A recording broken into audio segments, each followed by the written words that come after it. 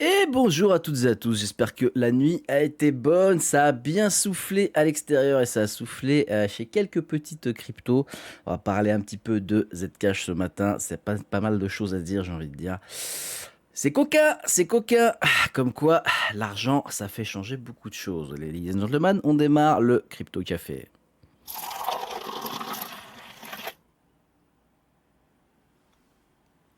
Alors, eh bien écoutez, on va faire comme d'habitude, on va démarrer notre petite matinale avec, bah écoutez, le Fear and Greed Index qui était à 41, donc qui est pas mal tombé. Hier, hein, on a le BTC qui est tombé sous les 90 000, on est un petit peu remonté ce matin, mais bon, rien de fou, j'ai envie de dire, ça va, c'est pas une grande volatilité, contrairement à autre chose. On a une dominance du BTC qui est à 58,4% ce matin, un Ethereum à 12,1%, les autres qui sont à 29,5%, rien de changé de ce côté-là. On a toujours des sorties hein, sur notre ami le BTC et ETH pour les ETF. Bon, ça fait quand même pas mal, hein. Ça fait quand même pas mal. Je suis en train de regarder. Ouais, ça fait quasiment 1 milliard de sorties en 3 jours. On verra. Pour l'instant, il n'y a rien de sûr, il n'y a rien de certain, hein. En début de semaine, je vous parlais de notre fameux Gap CME Daily. Voilà, hein, donc le CME, les contrats à terme. On l'a récupéré. Voilà, donc ça c'était plus ou moins prévisible. On finit toujours par récupérer, surtout quand c'est des gaps daily. Ça, il n'y a rien de grave. Maintenant, on a un petit gap en H4 ici qu'il va falloir aller récupérer aussi, je pense, hein. L'aimant naturel, ça serait ça. Est-ce qu'on ira chercher cette espèce d'imbalance ici qui est à 86, allez, ouais, 8600. Est-ce qu'on ira la chercher? C'est possible. Comme je vous disais, hein, ça serait bien d'aller chercher toute cette petite zone-là, toutes les personnes qui sont positionnées, hein, on sait qu'elles sont là. Et why not après chercher plus bas? On verra. En tout cas, pour l'instant, le week-end arrive. Donc, méfiance, c'est le premier gros week-end de janvier, donc il va falloir surveiller tout ça. À côté du prix des marchés des cryptos, allez, ce matin, on a un Bitcoin qui est à 91 000 dollars, on a un Ethereum à 3120 dollars, hein. On voit que c'est très léger ce matin.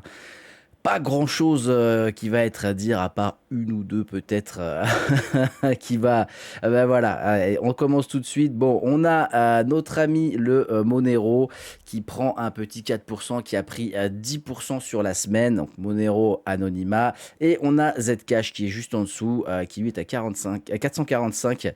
Ouh, encore un lapsus ou pas? On verra. 445 dollars, qui lui a perdu par contre 15%. Il y a eu des gros rebondissements chez eux, on va en parler. Juste après, on ira voir le graphe. Comme quoi, il y a forcément beaucoup de choses. Faites attention. Là, on parle de token anonymat, bien évidemment. Vous connaissez dans mon cœur ma préférence pour XMR, qui était là vraiment la première et qui est quand même encore pas mal utilisée. Pas forcément aux bons endroits, mais quand même. Quand même. Le SUI qui est à 1,80 $. Et puis, écoutez, c'est pas plus de choses que ça. Si, on va regarder un petit peu. Petite chute légère, 2% sur HBAR. Toujours très intéressant à mon sens. Le thon à 1,80 $. Il perd un petit 3%. Rien de méchant. Le CRO à 10 centimes. Ouh. C'est un sacré range qu'on voit là, écoutez. Allez, rien de fou encore. Le PP qui perd un petit 5,5%. NIR 1,70 $, je ne le dirai pas encore, peut-être bientôt, qui sait. Nous verrons bien. Écoutez, rien de plus pour le top 50, ça a l'air d'être très lent ce matin. Attention, aujourd'hui ça pourrait bouger, particulièrement cet après-midi. On va regarder le calendrier économique. Qu'est-ce qu'on a? Eh bien écoutez, on a le salaire horaire moyen mensuel de décembre qui doit tomber. On attend une prévision en hausse de 0,2% par rapport à novembre. Les créations d'emplois dans le secteur non agricole, c'est pas forcément ce que je vais regarder. Par contre, le taux de chômage de décembre, 4,6, on attend une baisse de 0,1%. Est-ce que ce sera bon? À regarder pour les US, comme encore une fois, hein, vous savez que la Fed regarde toutes ces choses-là pour son économie, pour savoir pendant les réunions s'ils vont commencer à parler de baisse des taux d'intérêt. Je vous ai dit cette semaine que je ne m'y attends pas pour janvier, pourquoi pas en mars, mais c'est pas sûr, c'est pas sûr. N'oubliez pas que cette année, on a quand même un changement de présidence de la Fed. On y reviendra beaucoup plus tard. Pour l'instant, c'est pas intéressant forcément d'en parler. Mais vous en doutez, il va y avoir pas mal de changements à ce niveau-là. Côté des news crypto, allez, on va regarder un petit peu ce matin. J'ai trouvé des petites news un peu sympas. On a donc Solana Mobile, le fameux Secure, qui va distribuer 2 milliards de son token SKR le 21 janvier à la fin de la saison 1 de Secure. Bon, ça sert à rien hein, si vous n'avez pas acheté votre Solana Mobile il y a plusieurs mois. Là, ça sert à rien de vous lancer dedans, très clairement. C'est toujours intéressant de voir qu'il y a quand même des airdrops sympatoches avec des projets pas trop mal, hein, j'ai envie de dire très clairement.